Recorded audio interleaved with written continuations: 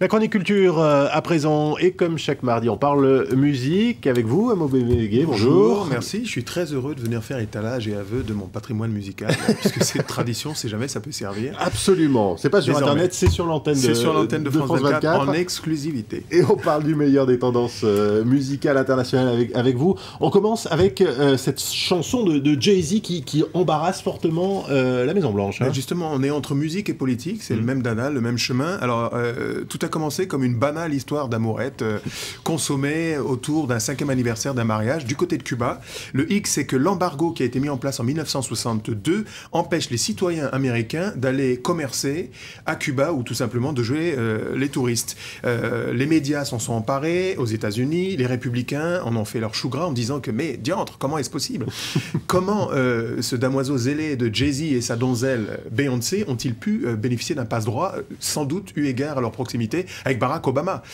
Évidemment, il aurait mieux fait de rester tranquille. Jay-Z, énervé, a décidé de faire une chanson, Lettre ouverte, où il raconte que Barack Obama, justement, c'est son pote de chez pote.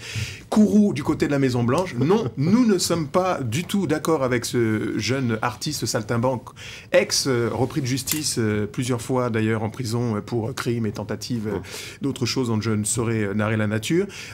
Décidément, ça se passe plutôt mal pour Jay-Z en ce moment. La presse a fait l'écume de cette controverse qui allait tellement loin que Barack Obama lui-même s'est dit peut-être menacé de la fameuse loi d'impeachment et pourrait éventuellement perdre à cause de ce voyage nuptial ou post-nuptial à Cuba son poste à la Maison-Blanche. On regarde Bonnie and Clyde, version revisitée par Jay-Z et Beyoncé. Cause mommy's a rider and I'm a roller. Put us together, how they gon' stop both us? Whatever she lacks, I'm right over her shoulder.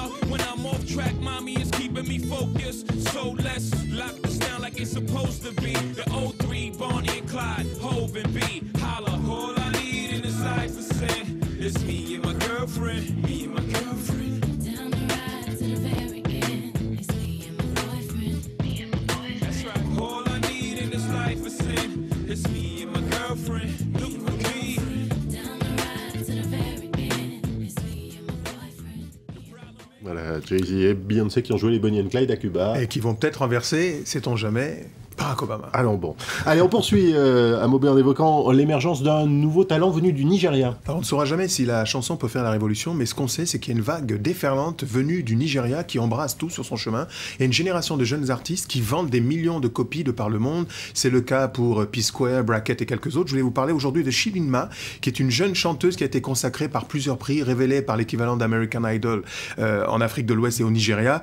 Elle a gagné devant 8000 concurrents ce titre de la plus grande voix du Nigeria, et je propose de la découvrir parce que c'est vraiment un coup de cœur, une artiste dont le prochain challenge sera justement d'aller quérir de nouvelles voix du côté de l'Europe et de l'Amérique. On regarde, c'est Chidinma, premier titre extraordinairement catapulté.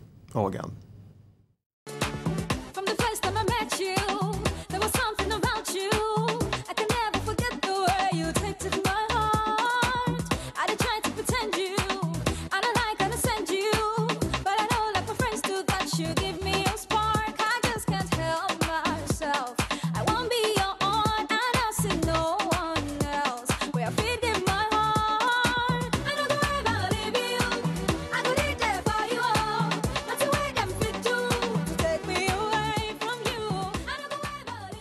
Elle a tout juste 23 ans, je vous ai vu danser. C'est un mix entre les rythmes traditionnels, juju, agbaja, toutes ces musiques du terroir du Nigeria, avec un peu de dancehall, reggae et tout ça, mais vous connaissez ça mieux que tout le monde. Oh là, c'est fantastique.